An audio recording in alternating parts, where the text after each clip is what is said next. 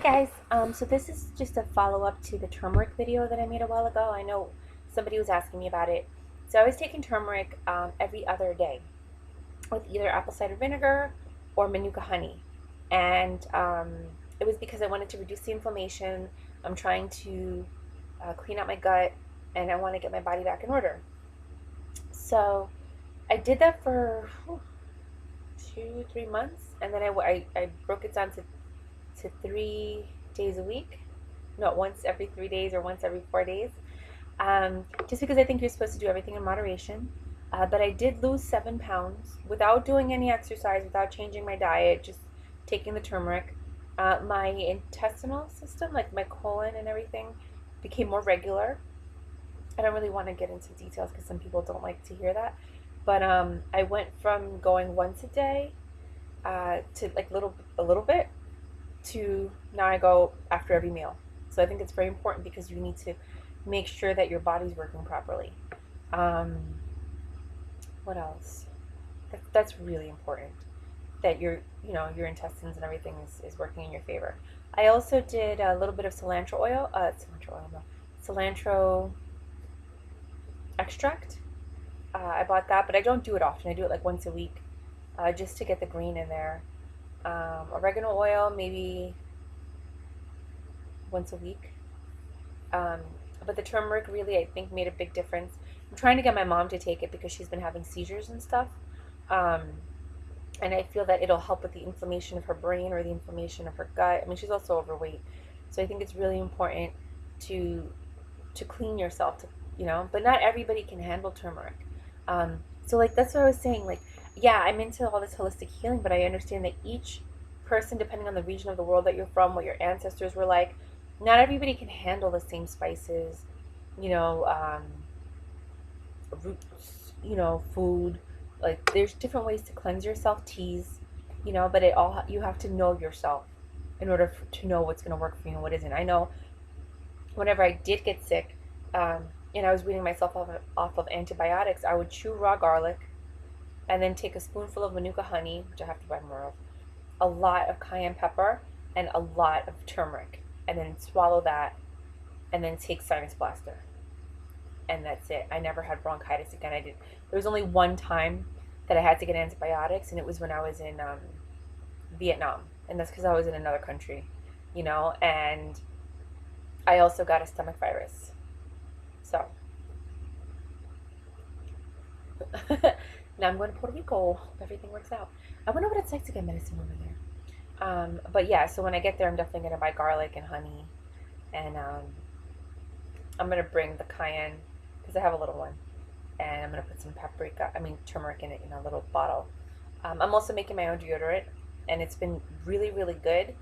Um, this whole week, I've been using it. Today, I actually had to use regular deodorant in the middle of the day. It wasn't a hot day. It was like a cool day, but I had a fleece on, so I was like sweating more, and it was like hot and warm in there, and I was doing a little bit of labor. I did 3.5 hours of work and made $180.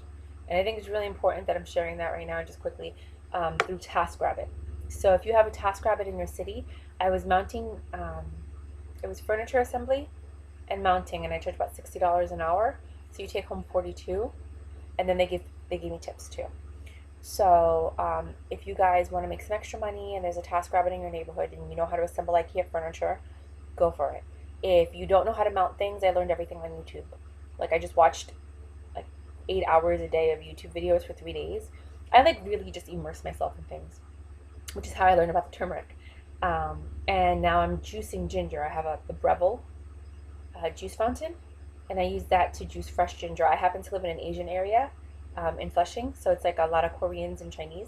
So I'm able to get ginger. It's very affordable. I get like a giant pack of ginger. It's huge for like $2 because it's an Asian neighborhood. So for me, it's so much easier. It's probably GMO. I doubt it's like organic, but it's a root vegetable, so I'm not really focused about like the outside. Or I know it's the inside, but whatever. So, and I've been learning about living off the grid. I was wondering why, which kind of goes back to the TaskRabbit thing. I've been like assembling furniture, mounting things, learning these things. I believe there are no mistakes. So I was learning about living off the grid, and I thought it would be awesome to like buy land and then build a house, you know, near a stream and use solar panels and live off the grid. It's really interesting. Um, who knows? Maybe that's why I'm learning all this so that I can actually build my house. Oh, it's so freaking awesome. Um, but yeah, so I wanted to share that with you guys. So I'm making my own deodorant. I'm going to start selling it on Etsy. It's just 4 ingredients. I'll give it to you, but I'm not giving you the ratios.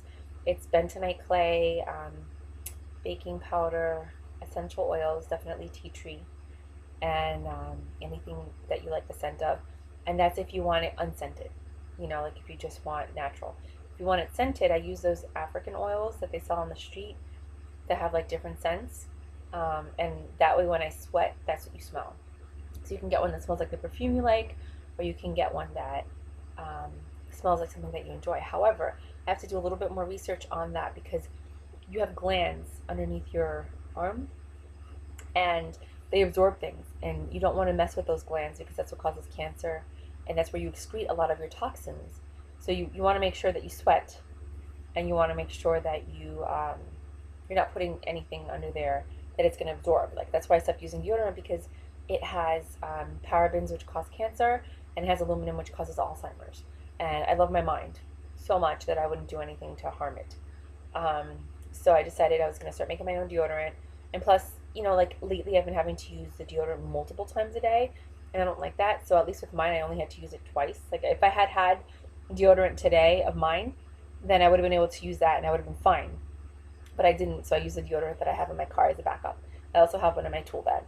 But now I have to get these little containers so that I can carry my deodorant with me. And I made a video about it before. I think that covers everything.